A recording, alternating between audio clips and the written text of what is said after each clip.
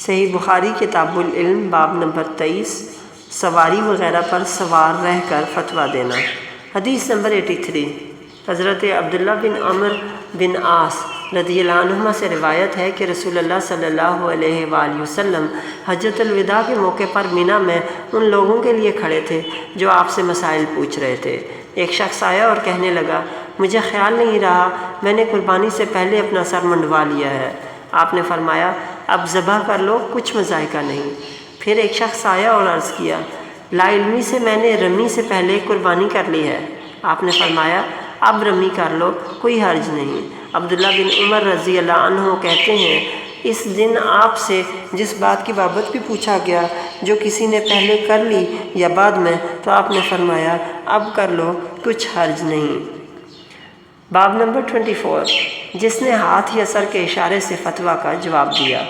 حدیث نمبر 84 حضرت ابن عباس رضی اللہ عنہما سے روایت ہے کہ حجۃ الوداع کے موقع پر نبی اکرم صلی اللہ علیہ وآلہ وسلم سے پوچھا گیا، میں نے رمی سے پہلے ذبح کر لیا ہے۔ آپ نے ہاتھ سے اشارہ فرمایا، کوئی گناہ نہیں۔ پھر کسی نے کہا، میں نے ذبح سے پہلے اپنا سر منڈوا لیا ہے۔ آپ نے ہاتھ سے اشارہ فرمایا، کوئی گناہ نہیں ہے۔ حدیث نمبر 85 حضرت ابو ہریرہ رضی اللہ عنہ نبی اکرم صلی اللہ علیہ وآلہ وسلم سے بیان کرتے ہیں، آپ نے فرمایا، آئندہ زمانے میں علم اٹھا لیا جائے گا، جہالت اور فتنے عام ہوں گے اور حرج زیادہ ہوگا۔ عرض کیا گیا، یا رسول اللہ صلی اللہ علیہ وآلہ وسلم، حرج کیا چیز ہے؟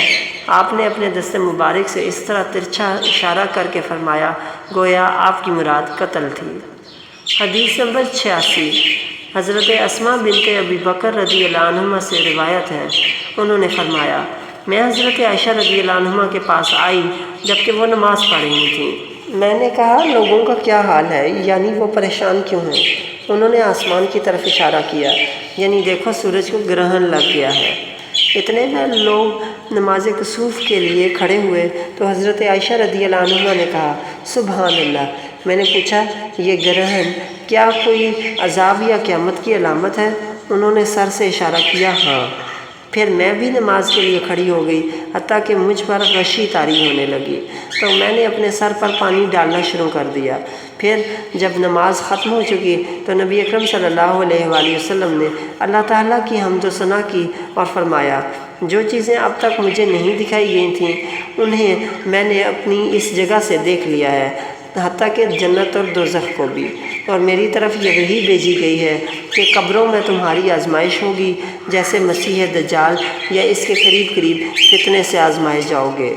راویہ حدیث فاطمہ نے کہا، مجھے یاد نہیں کہ حضرت اسماء رضی اللہ عنہ نے ان لفظ مثل اور قریب میں سے کون سا کلمہ کہا تھا، اور کہا جائے گا کہ تجھے اس شخص یعنی رسول اللہ صلی اللہ علیہ وآلہ وسلم سے کیا واقفیت ہے، ایماندار یا یقین رکھنے والا؟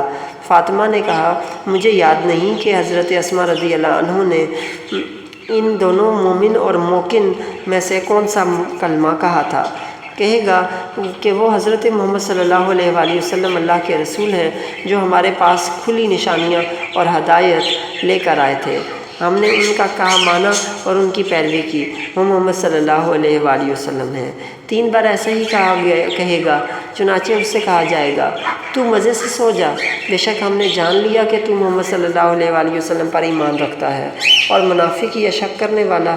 فاطمہ نے کہا، مجھے یاد نہیں کہ حضرت اسماء رضی اللہ عنہما نے ان لفظ منافق اور مرتاب میں سے کون سا کلمہ کہا تھا۔ کہے گا، میں کچھ نہیں جانتا، ہاں لوگوں کو جو کہتے سنا میں بھی وہی کہنے لگا۔